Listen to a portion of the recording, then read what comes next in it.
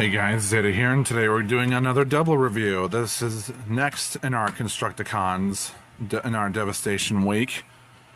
Here is Scavenger and Overload.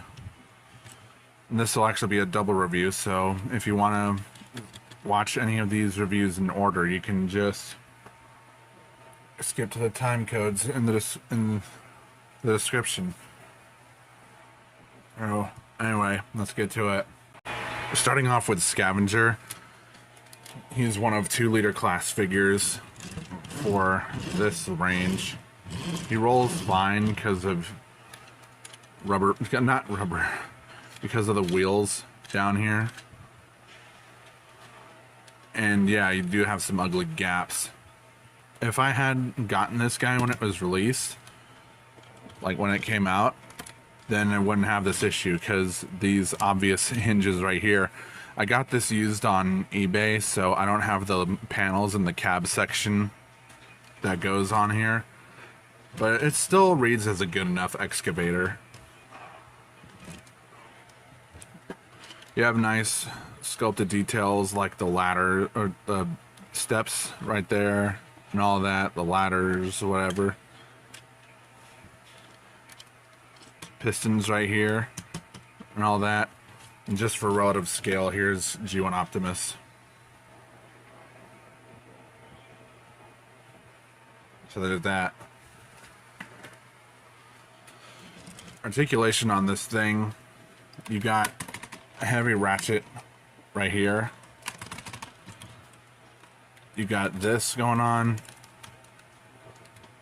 You have also this.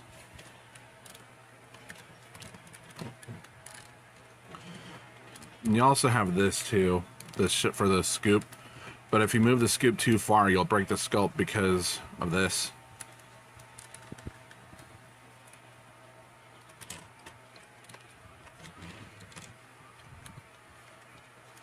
And yeah, you can see clearly the head's right there. That's pretty much it for the vehicle mode. So let's just get right into the robot mode.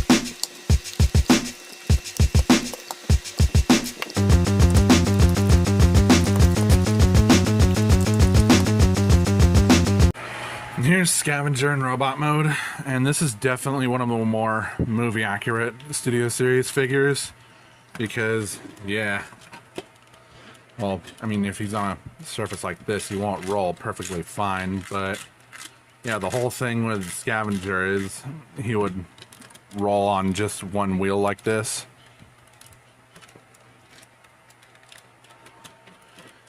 And like Optimus would fight him and such.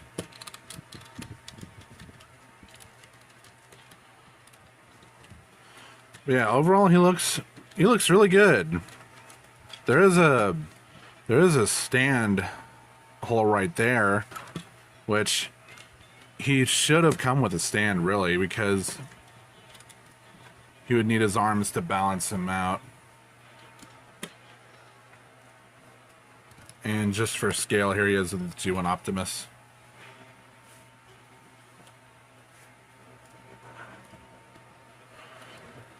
Also, there's been some problems with the shoulders,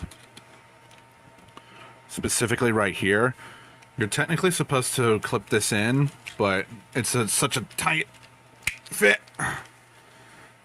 that there's concern about the stress marks appearing there. There's already stress marks on mine, so be advised that you don't plug those in,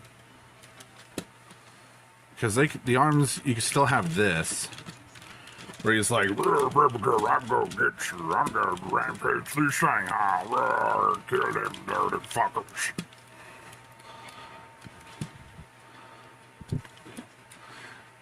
Other than that, this is still a good looking figure.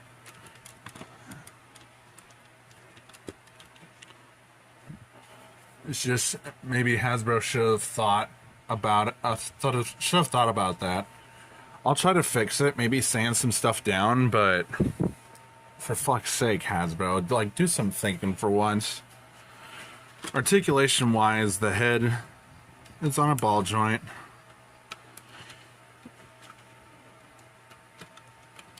He doesn't really do a lot of side to side.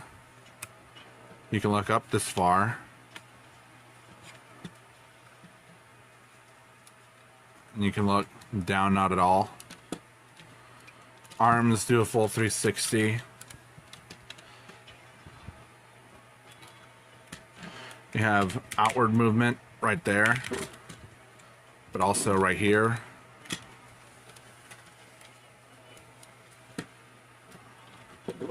Bicep swivel, that's so damn tight.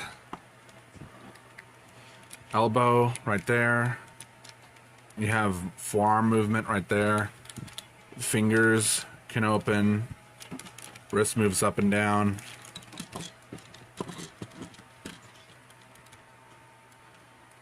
And you have rotation here, which technically counts as like a, I don't even know. This guy's body's not even normal.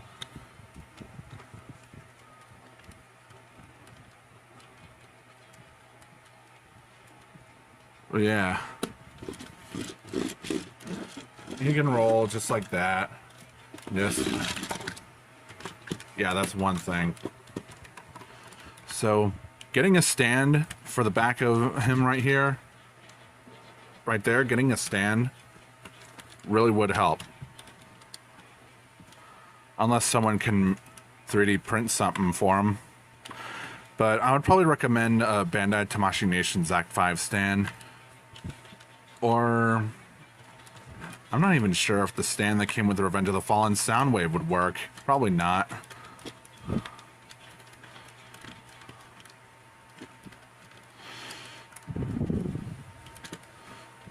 Yeah, as long as you take your time and balance this guy, he looks great.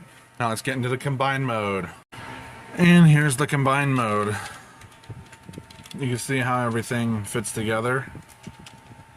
Just like that.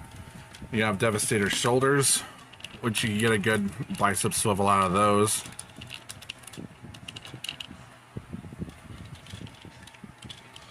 Also, if you don't have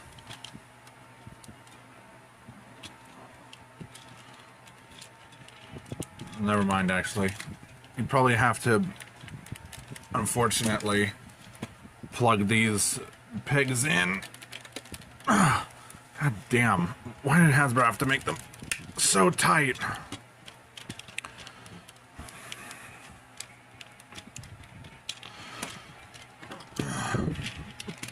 Unfortunately.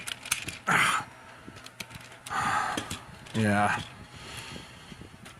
You got the front here. This is where overload will... Oh, that's where overload will fit in.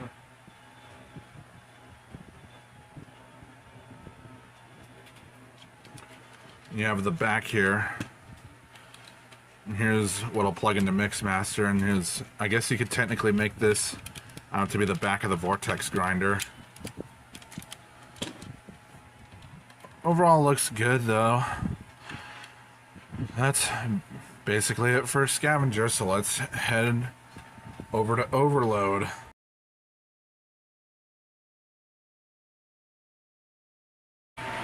And here's Overload, and he is a dump truck.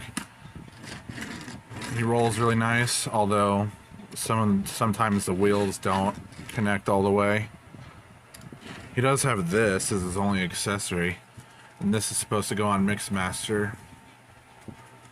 It's basically the rotating drum for the vortex grinder.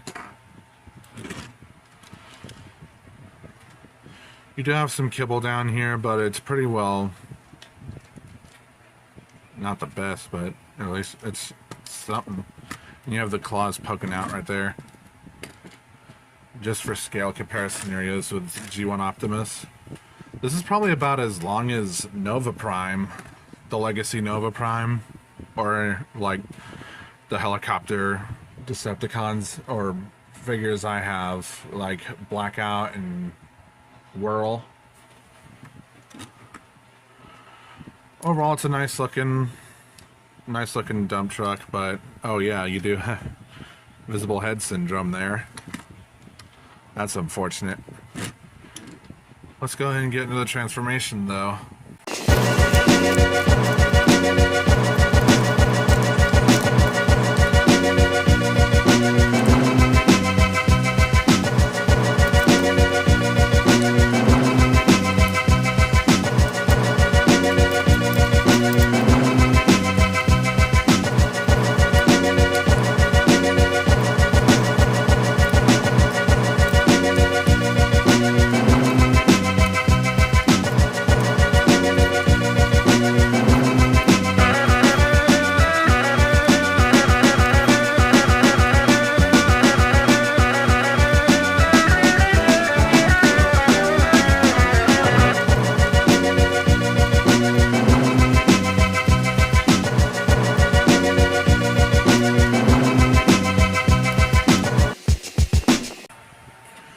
Here's Overload in robot mode, and he's definitely a weird looking thing, isn't he? You can see for yourself, like, the Studio Series really does give Hasbro the opportunity to make figures for characters who have never really made it to the movies. Like Overload here.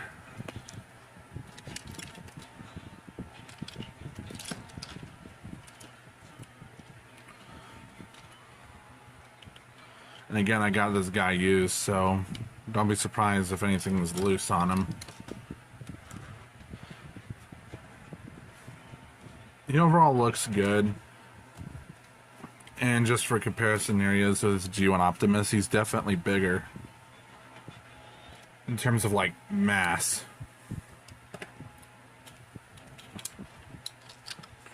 You see all the sculpted detail in the paint is really nice on this guy. Very minimal kibble,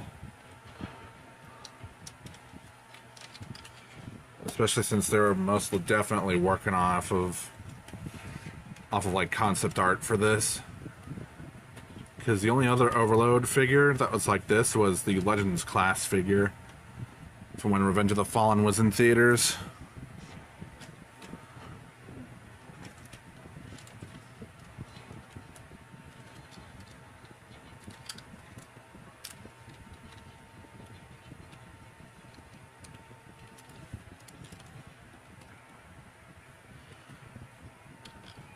Overall, this is a pretty massive Decepticon. Articulation wise, the head's on a ball joint. He can't really, well, no, he can. He can do a full 360, but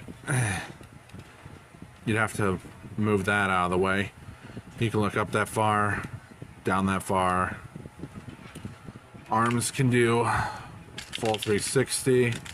They're on ratchet joints. You have up and down at this area, up and down right here, forearm swivel at the claw, you have a bend at the elbow, wrist moves up and down here, bicep swivel right here,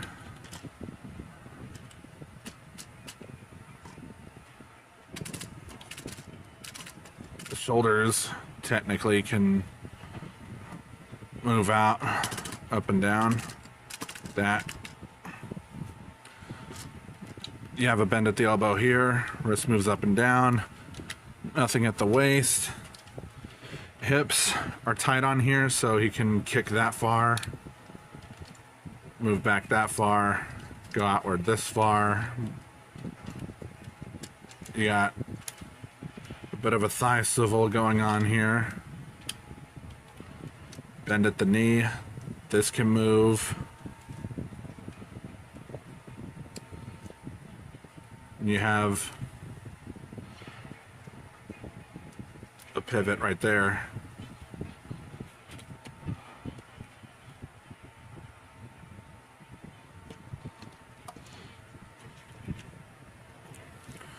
Overall, this guy is really cool.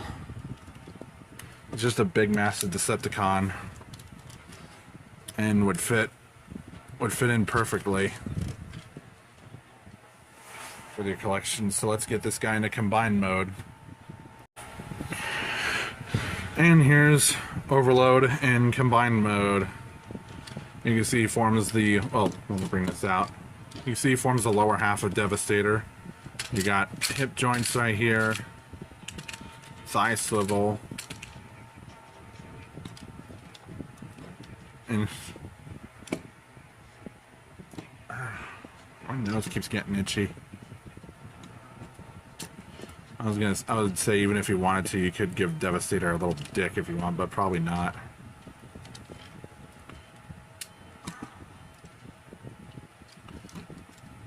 Not very good, according to this Christian website.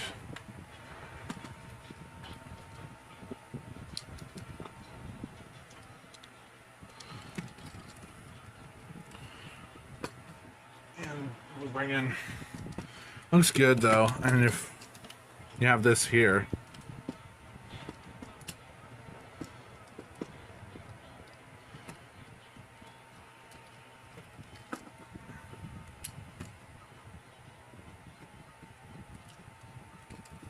you can actually clip this on.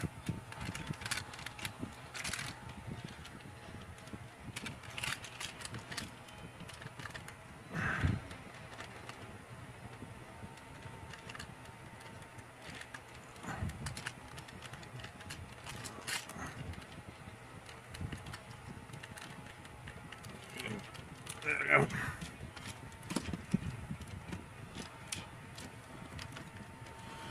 That looks good, doesn't it? I'll bring this back so you can tell how stupid big this is gonna get.